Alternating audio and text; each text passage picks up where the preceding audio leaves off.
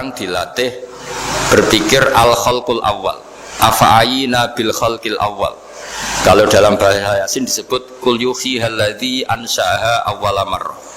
Jadi agama itu orang dilatih membayangkan pertama hubungan kita dengan Allah. Misalnya manusia pertama itu siapa? Adam. Adam bisa berpikir, bisa berlogika, bisa jalan-jalan, bisa macam-macam. Tapi andaikan Anda jadi Nabi Adam, mesti melihat kekuasaannya Allah itu begitu nyata. Karena saya materinya dari tanah, ternyata saya bisa berpikir. Betapa kudrohnya Allah, kekuasaan Allah, tanah yang benda mati bisa berpikir.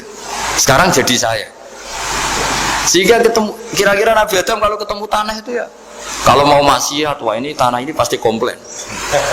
Nah di sini pentingnya beragama. Sehingga ketika Rasulullah ngendikan, jika kamu memperbanyak sholat, maka tanah-tanah ini bersaksi terhadap sholat kamu. Jika kamu maksiat, juga tanah-tanah ini menjadi saksi pemberat.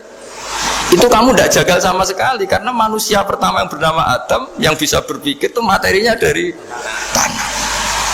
Jika kita tidak janggal ketika tanah disetatuskan bisa bersaksi.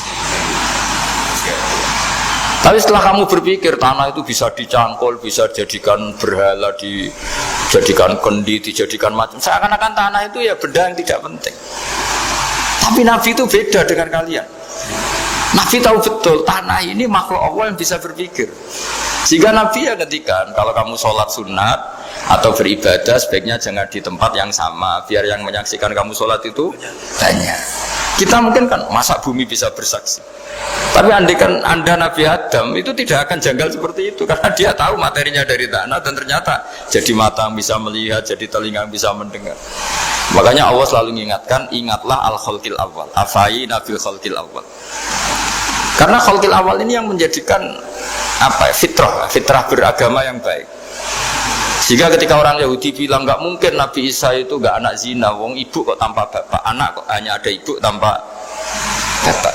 Allah cara menjawab, inna masalah Isa indawohi kamathali Adam. Jika kamu protes ada Isa karena tanpa bapak, ya protes dengan Nabi Adam, tanpa ibu tanpa bapak. Nah, ini diingatkan al-khalqil awal.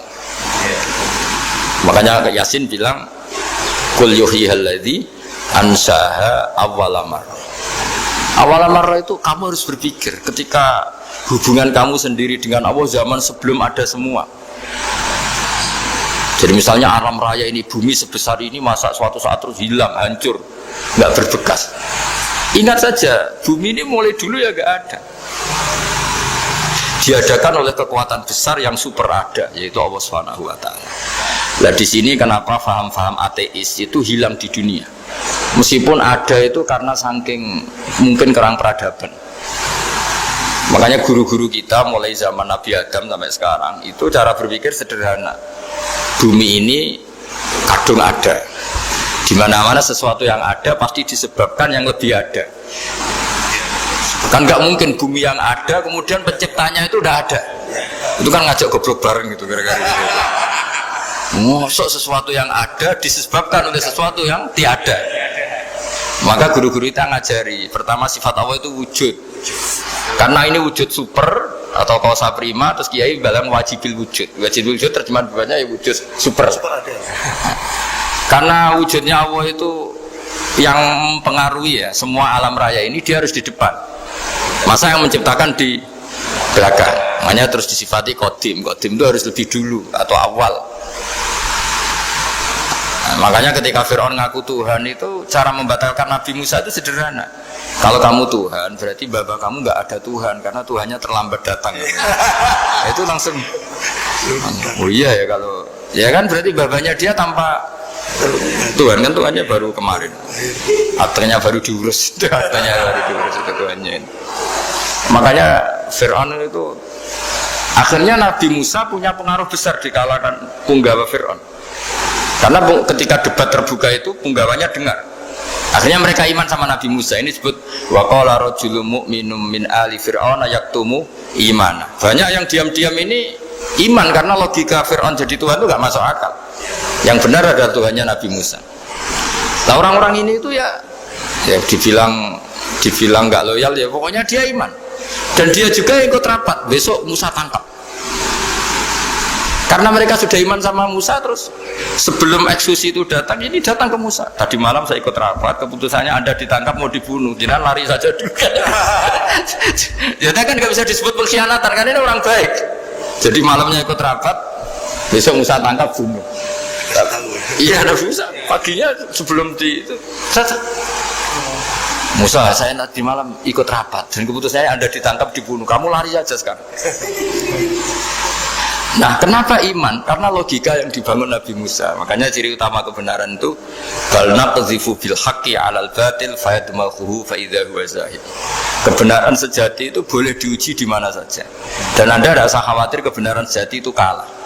Pasti menang. Kalau kebenaran itu kebenaran sejati pasti menang. Ya, di sini terus ada ulama-ulama kayak banyak lah, termasuk di Indonesia kayak Pak Quraisy, kayak yang nyaman saja anak-anaknya di luar negeri karena merasa kebenaran sejati itu tidak akan kalah.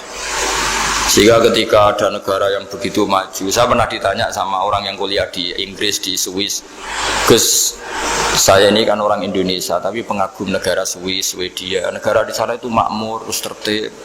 Bagaimana saya tetap mencintai Islam yang secara lahir itu kadang-kadang beberapa negara Islam itu kacau.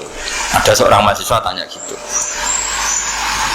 Dia tanya cara ingat Allah. Dia membela Islam kira-kira gitu. Terus saya berita, tak kasih tahu dia. Ketika Anda muji negara-negara itu makmur, sejahtera, itu sebetulnya tetap utang jasa terbesar itu sama Tuhan.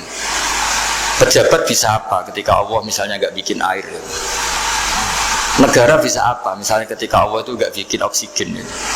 Tetap semua ketertiban itu karena kehendak Allah. Berarti utang jasa kamu di negara manapun tetap sama Allah, bukan pada yang lain. Bahwa ada hukum sosial manusia, oke lah, kedua, ketiga, dia harus terima. Hanya dia sadar. Nah, masalahnya kita ketika di negara yang makmur gitu, pikiran kita, oh, presidennya hebat, menterinya hebat, tata sosialnya hebat. Oke, nggak apa-apa, muji manusia itu nggak apa-apa. Tapi tetap itu semua di bawah muji Allah Subhanahu wa Ta'ala. Ada air begini ciptaan Allah, ada oksigen sehat ciptaannya Allah. Sehingga muji pertama itu kepada apa artinya kehebatan manusia ketika ada gempa besar, ada likuifaksi, ada macam-macam. Nah, maksud saya ngaji di sini, ingat Allah itu dengan cara seperti itu. Sehingga ketika kita hidup di negara manapun, ya utang jasa pertama pikiran kita sama Allah Subhanahu wa Ta'ala. Tapi kalau enggak, kamu terjebak hukum adat tadi. Di mana-mana ayam itu yang mengeluarkan telur, telur mengeluarkan ayam. Nggak bisa batu ini mengeluarkan ayam. Keliru kamu.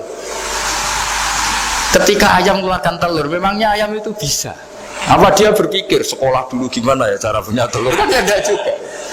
Tidak berkehendak juga. Apa ketika mata kamu bisa melihat terus kamu merencanakan gimana ya mata supaya bisa melihat? Ya tahu-tahu sudah melihat. Di sini disebut afa'ayina bil khalqil awal ansa'aha awalan marrah wa huwa alladhi yabda'ul khalqa tsumma yu'iduhu wa huwa ahwanu alaih. Allah selalu mengingatkan. Nah, iman yang baik itu iman yang seperti saya utarakan tadi. Kamu ingat kekuasaan Allah ketika belum ada apa-apa. Belum ada apa-apa ya Allah bikin manusia itu dari tanah, bikin ayam ya dari tanah, bikin sapi ya dari tanah. Bahkan semuanya dari ketiadaan. Nah, dengan iman seperti itu, nanti kalau kamu ngaji hadis, Nabi bisa mengeluarkan air dari apa? Dari jemarinya. Terus Nabi Ibrahim dibakar gak apa-apa. Nabi Soleh bisa mengeluarkan unta dari batu besar. Nabi Musa bisa menyibak laut hanya dengan tongkatnya. Itu semuanya kamu udah jangka. Karena tadi ingat bahwa kekuasaan Allah itu tidak terbatas. Itu cara iman yang benar. Sehingga nanti ketika kita mati juga gitu. Ketika kita hidup ya tidak bisa ngatur jantung kita, paru-paru kita. Pasti sama lah. Setelah kita mati juga tidak bisa ngatur. Yang hanya ngatur Allah Subhanahu wa Ta'ala. Hidup kita dalam kendali Allah, mati kita dalam kendali Allah. Ya sudah, terus kita mati ya nyaman saja. Saking nyamannya itu orang-orang soleh kalau mati itu jarang berdoa. Bukan karena apa-apa. Kalau berdoa itu resikonya kan gini, mustajab dak ya, dikabulkan dak itu. Itu menjadikan setan punya peluang masuk, diganggu. Makanya ajarannya Nabi, mangkana akhiru kalamihi la ilaha illallah wa fi riwayatin Allah dakhalal jannah. Jadi kalau mau mati bersaksi saja. Sudah ini enggak saatnya berdoa, saatnya bersaksi. Makanya hanya disuruh bilang Allah, Allah, Allah. Dan supaya ini menjadi akhir kalimat. Sehingga nanti keren lah. Ketika ketemu Allah, apa akhir kalimah kamu yang kamu lafadzkan? Allah. Sehingga di kitab-kitab diterangkan, ketika orang tua kamu mau mati sudah bilang Allah, jangan tanya catatan hutang di mana ya, tabungannya di mana ya. Terakhir jawab mandiri terus mati lah. Gak boleh ditanya lagi. Sekali ditanya nanti akhir kalimatnya mandiri. Itu gak boleh. Jadi sekali sudah bilang Allah jangan ditanya lagi. Pak, tabungannya di bank mana? Gak boleh. Bahayanya sekali jawab mandiri terus mati berarti akhir kalimatnya itu ya mandiri. Makanya harus akhir. Jangan nanti statusnya itu mangkana akhiru kalami, memang akhir dari yang dikatakan itu kata Allah. Nah sebetulnya teks hadis itu la ilaha illallah. Ini pinternya Kiai Jawa. Lagi-lagi kembali ke kultur. Kiai Jawa itu kiai yang bisa modifikasi kultur. Sebetulnya kalimat hadis itu yang masyhur, itu yang populer itu la ilaha illallah. Tapi Kiai Jawa itu, dan itu ngikuti kitab-kitab Arab juga, kitab-kitab.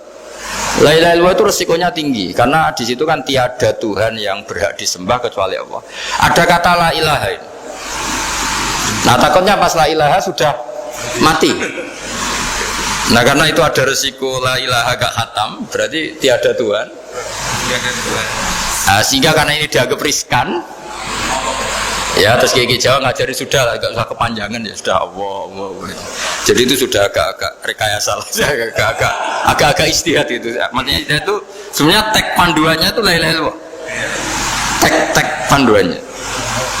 Tapi kiai-kiai itu tentu yang paling tahu tentang kehendak Nabi karena nekuni ilmu itu lama sekali. Kita ngikuti cara-cara ditentukan para kiai. Karena tadi la ilaha illallah itu kan ada kalimat yang tadi ya tiada Tuhan kan. Nah kata tiada Tuhan ini yang dianggap riskan kalau nggak khatam. Daripada potensi itu terus kiai-kiai ya agak-agak improvisasi lah itu memang ya sudahlah Allah.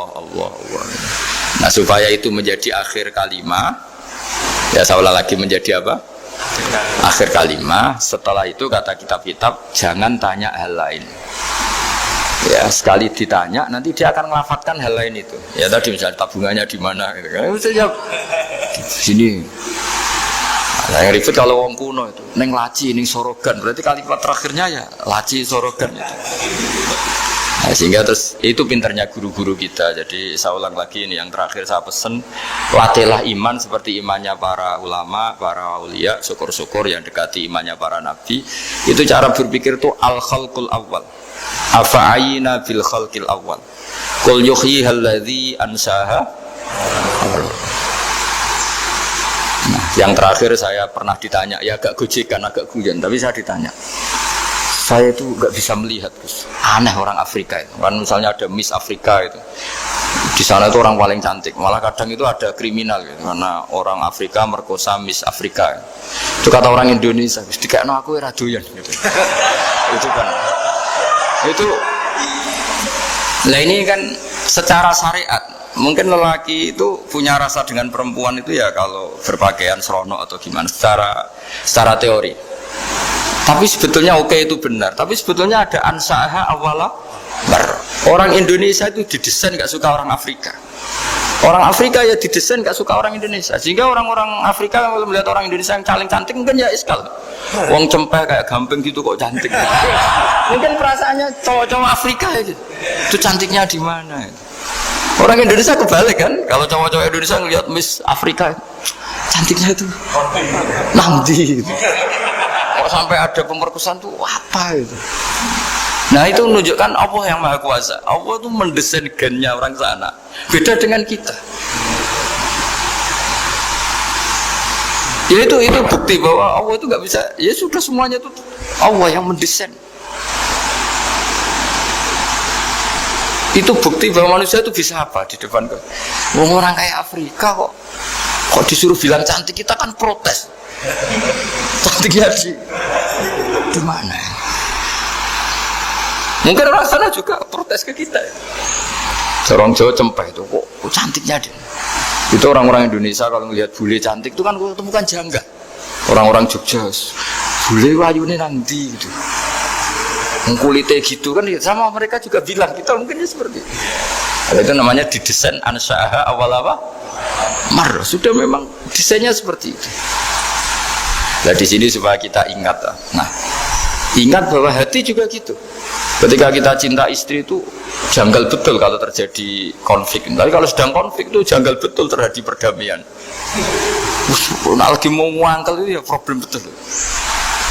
Nah ini di sini pentingnya iman. Orang terus disuruh berdoa ya muqallibal qulub tsabit qalbi ala dini, karena kita tidak tahu cara berpikir.